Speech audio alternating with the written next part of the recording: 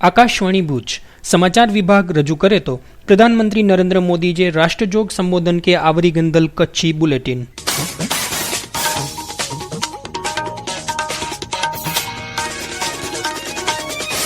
नमस्कार. प्रधानमंत्री नरेंद्र मोदी आत्मविश्वास से चौंयो के कोरोना सामे जी लड़ाई में भारत जी जीत थींदी.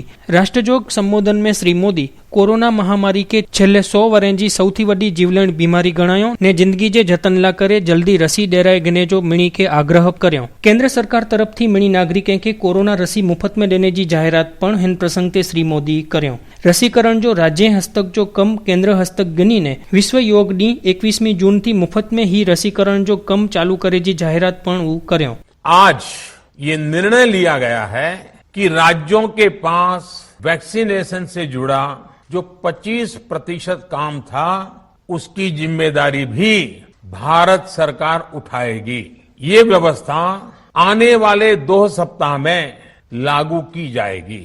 इन 2 सप्ताह में केंद्र और राज्य सरकारें मिलकर नई गाइडलाइंस के अनुसार आवश्यक तैयारी कर लेगी.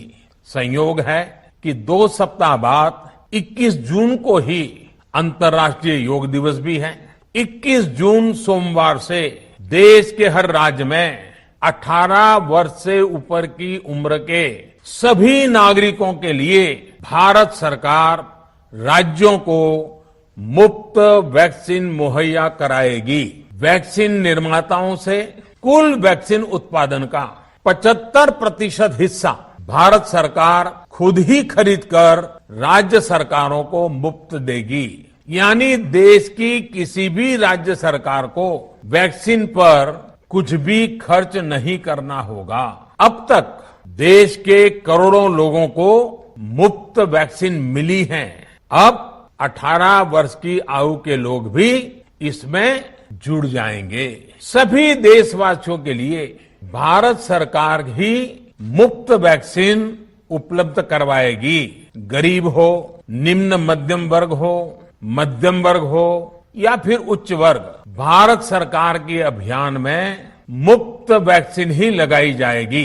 प्रधानमंत्री चो के रसीकरण जो व्याप वधारेला करे खानगी होस्पिटलें जी सेवा गने में अची रही है पण खानगी होस्पिटलों 150 रुपया थी वधु जो चार्ज नहीं वसूले सके. जो व्यक्ति मुफ्त में वैक्सीन नहीं लगवाना चाहते, प्राइवेट अस्पताल में वैक्सीन लगवाना चाहते हैं, उनका भी ध्यान रखा गया है. देश में बन रही वैक्सीन में से 25% प्राइवेट सेक्टर के अस्पताल सीधे ले पाए, ये व्यवस्था जारी रहेगी. प्राइवेट अस्पताल वैक्सीन की निर्धारित कीमत के उपरांत एक डोज पर अधिकतम 150 रुपये ही सर्विस चार्ज ले सकेंगे. इसकी निगरानी करने का काम राज्य सरकारों के पास ही रहेगा. हेवर सुधी 23 करोड़ माड़ुए के रसीजा बोय डोज देवा जीव्याई ई पण श्री मोदी उमेर्यो. आज जब मैं आपसे बात कर रहा हूं तो देश में 23 करोड़ से ज्यादा वैक्सीन की डोज दी जा चुकी है. 23 करोड़. साथियों, हमारे यहां कहा जाता है विश्वासेन सिद्धिः.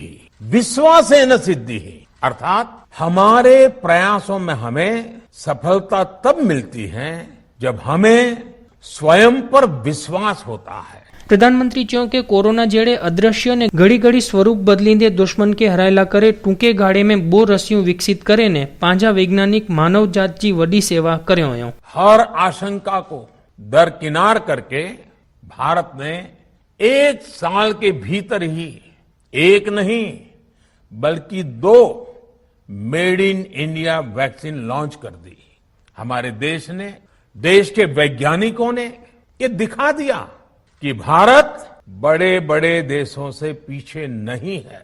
जोको माड़ू कोरोना रसी सामे खोटो प्रचार करे रही उ खरेखर तो भोड़े माड़ुए जी जिंदगी से रमत रमी रही ई पण प्रधानमंत्री चो. साथियों, देश में हो रहे इन प्रयासों के बीच कई क्षेत्रों से वैक्सीन को लेकर भ्रम और अफवाहों की जानकारी चिंता बढ़ाती है. ये चिंता भी मैं आपके सामने व्यक्त करना चाहता हूं. जब से भारत में वैक्सीन पर काम शुरू हुआ तभी से कुछ लोगों द्वारा ऐसी बातें कही गई जिससे आम लोगों के मन में शंका पैदा हो. कोशिश ये भी हुई कि भारत के वैक्सीन निर्माताओं का हौसला पस्त पड़ जाए और उनके सामने अनेक प्रकार की बाधाएं आए। जब भारत की वैक्सीन आई तो अनेक माध्यमों से शंका आशंका को और बढ़ाया गया।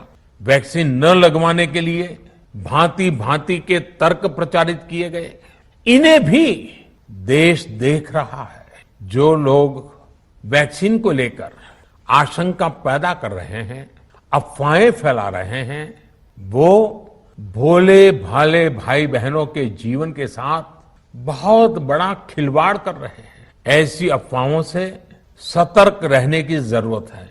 मैं भी आप सबसे, समाज के प्रबुद्ध लोगों से, युवाओं से अनुरोध करता हूं कि आप भी वैक्सीन को लेकर जागरूकता बढ़ाने में सहयोग करें। भारत में हजू 3 रसीअ जा ट्रायल हली रही ने नखथी सूंघे जी रसी पण तैयार करे में अची रही है। ई पण श्री मोदी च्यो। प्रधानमंत्री च्यो के बचेला करे पण रसी जो परीक्षण हली रह्यो है। रसीकरण ना करे जरूर पौंदी तो विदेश थी पण रसी जो वड्डो जथ्थो खरीदे जी तैयारी पण श्री मोदी व्यक्त कर्यो। 3 और वैक्सीन का ट्रायल भी एडवांस स्टेज पे चल रहा है। वैक्सीन की उपलब्धता बढ़ाने के लिए दूसरे देशों की कंपनियों से भी वैक्सीन खरीदने की प्रक्रिया को तेज किया गया है। इधर हाल के दिनों में कुछ एक्सपर्ट्स द्वारा हमारे बच्चों को लेकर भी चिंता जताई गई है। इस दिशा में भी 2 वैक्सीन का ट्रायल तेजी से चल रहा है। इसके अलावा अभी देश में एक नेजल वैक्सीन पर भी रिसर्च जारी है।